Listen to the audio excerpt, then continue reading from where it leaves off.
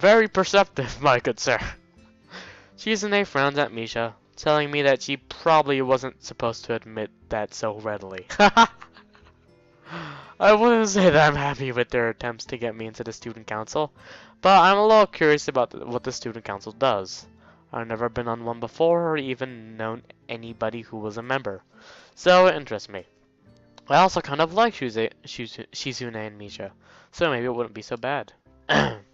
Maybe I'm gonna get another choice from that Weevil Underwood, the the kid with the glasses. I forgot his name. Whatever. ...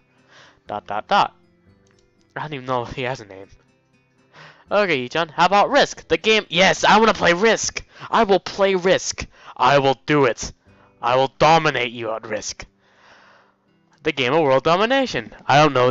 How do you not know what Risk is, Hisao? It's the best strategy game ever. It's even better than chess for me, honestly. It's really funny, John. You fight for the control of the world with armies and everything. Sounds like Shizune would be good at it. I have like the classic version of Risk. I have on my Xbox. I wouldn't even get on my desktop right over here. Sounds like Shizune would be good at it.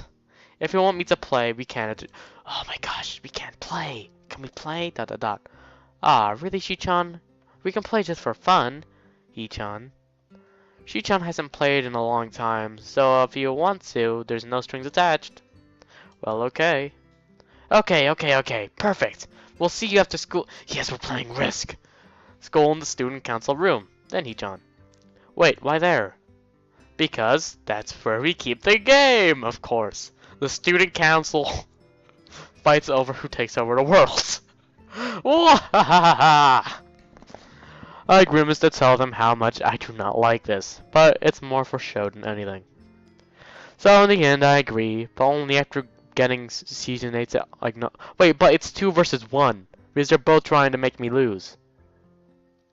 Well, I haven't done it before. I've done it before. Season 8 to acknowledge that I don't mean anything concrete just by accepting to take a look around and play a game with them.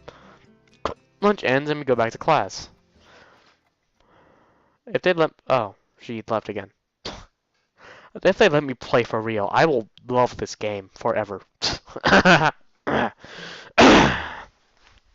During afternoon classes, the long-haired girl comes back and sits down in her seat without a word. Again, no one seems to notice, or if they do, no one says anything. I want to ask Misha about it, but I don't want to be nosy.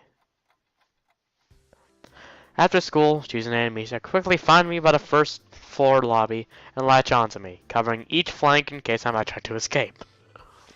Feeling a little offended, but I'd been considering it. Nevertheless, I'm a bit disturbed that enough people have made a break for it in the past that they're on their guard.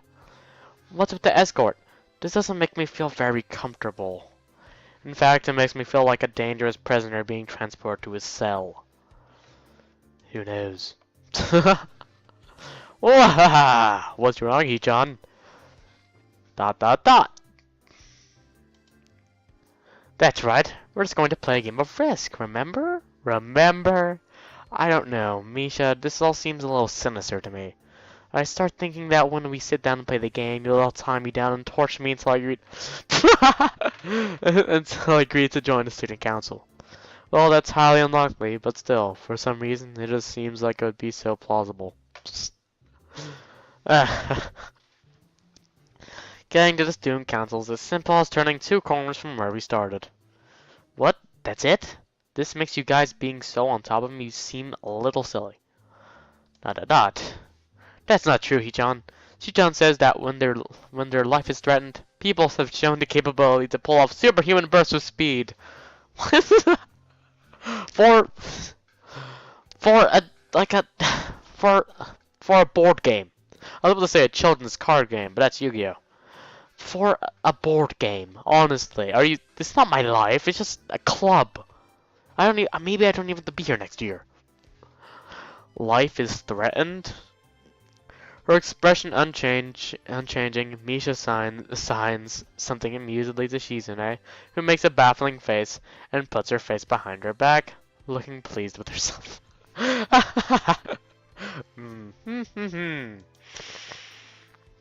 Misha feigns deafness and hums cheerily. Stop that. I know you heard me. You have no excuse, unlike Shizune. Shizune opens the door to the student council room. It's a very plain, sparsely decorated room, though it is quite large, even a little larger than a classroom. And there's a brigade leader patch on the desk right over there. There's a big table in the center surrounded by chairs, and a smaller desk prominently placed in the back that I assume is Shizune's. There is a few regular desks and chairs stacked on one side, as well. Extras, perhaps? Aside from the tables and chairs, the room doesn't have much else to offer. Just a couple of filing cabinets and bookshelves stacked with old school records and documents. Not much else. In fact, nothing else. There is a pretty bleak room. They could at least put a potted plant in here or something.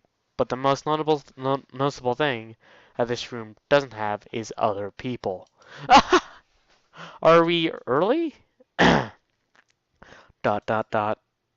No? What do you mean no? Does it mean somebody else is coming today? Dot dot dot.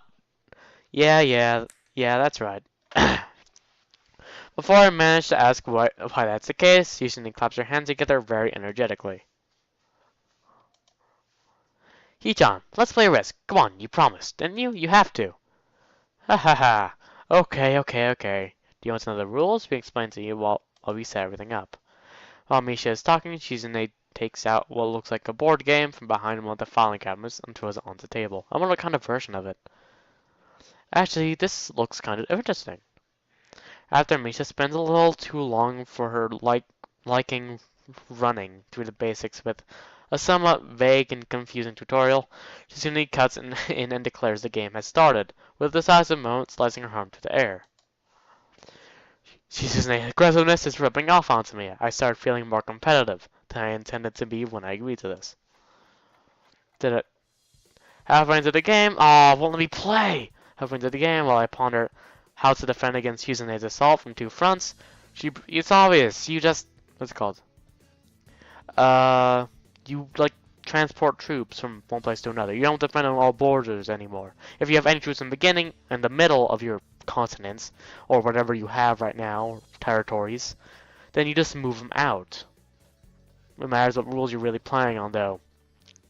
For example, there could be just one territory that you transport troops from, or you can move as many as you want. It matters what their rules are, I guess. She's an assault from two fronts.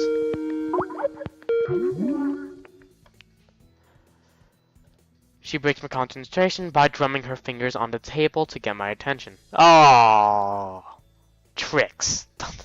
Dot dot dot. He-chan. She-chan wants.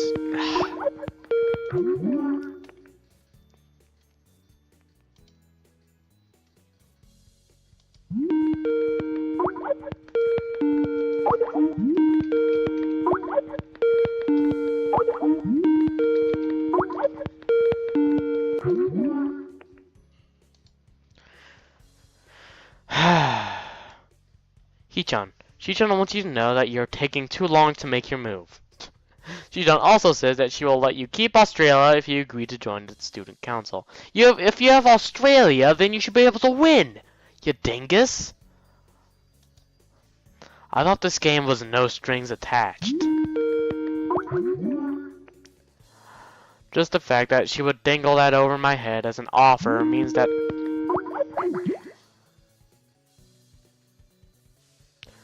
And she would dangle that over my head as an offer means that I know that she knows I care about the outcome of this game. And anyway, no! Dot dot dot! She-chan admires your fighting spirit and would be a benevolent dictator who will save your people if you agree to join the student council. They should play Civilization. The games are pretty similar, except you don't start off with all territories. Ha ha ha ha! You're so competitive, Shizune. She seems to take this as a compliment. I'll expect the student council present to be a little more magnanimous. Sorry. I tend to say magnanimous? She doesn't seem to know what the word means or how it's signed, so she pulls out a piece of paper and writes it for Shizune, who in return